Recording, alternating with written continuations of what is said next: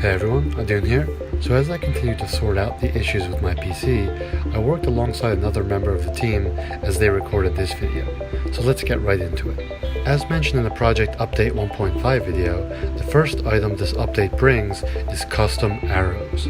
The first two will be support based, being heal and revive arrows.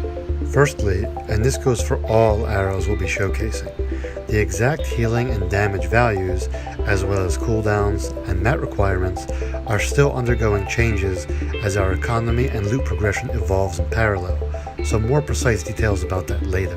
So, for heal arrow, you'll be able to attach medical syringes to arrows and heal your allies with them. For revive arrow, you'll be able to use the contents of a large med kit to revive an ally from range. The revive arrow in particular will have a heavy cooldown and cost associated. Next up is Narco Arrow. Like all crowd control effects, a player will need to choose between dealing damage or CCing someone, as each CC arrow deals no damage. Narco Arrow requires a clean headshot and in turn will severely limit the target's vision. Next is Wind Arrow. This will require a shot to the chest and will knock the target up into the air.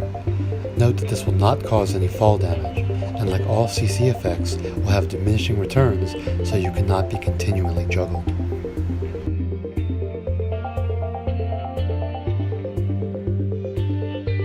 Next is a Freeze Arrow. This arrow is still undergoing changes to its core functionality, so consider this an early look. It will require a leg shot and will slow the target by a substantial amount for a few seconds. The current functionality is more of a root, but that will be changing. Next is Poison Arrow. This arrow can hit anywhere on the body and deals more damage than a standard arrow shot, but it does it over time, so while it may not be great for bursting someone, it may excel in kiting or dealing with characters with excessive healing. Next up are the series of Fire Arrows. These deal damage to players as well as structures, and you will be able to use them for raiding.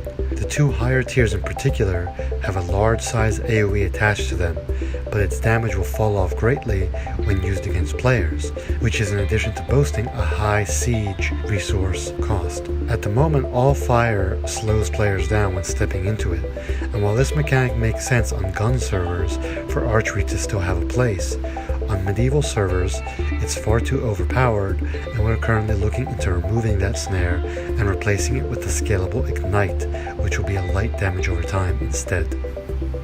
The second major feature in this update is portals.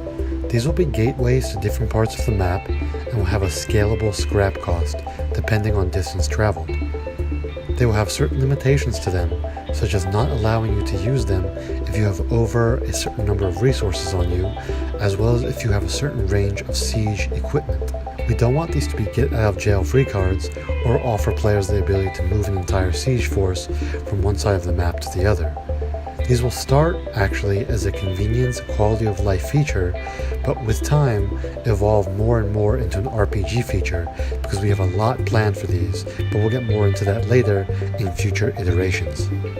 Moving on, we have our first implementation of a compass, which you can see on the top of the screen.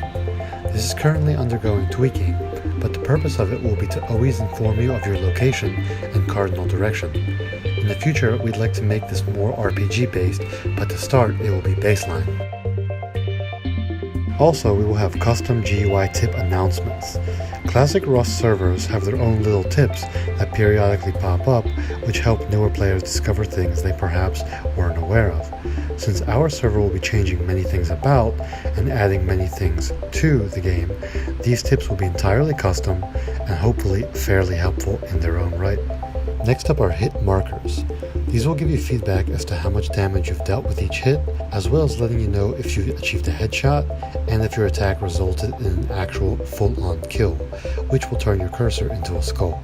Finally, we have a nice little quality of life feature, which is the ability to upgrade workbenches without having to destroy them. In Classic Rust, you need to manually destroy a workbench if you want to put a new higher level one in its place, and this change just simply allows you to walk up to your existing workbench, put the new higher level one inside, and eureka, you have an upgraded one, which works all the way up to the max level of 3.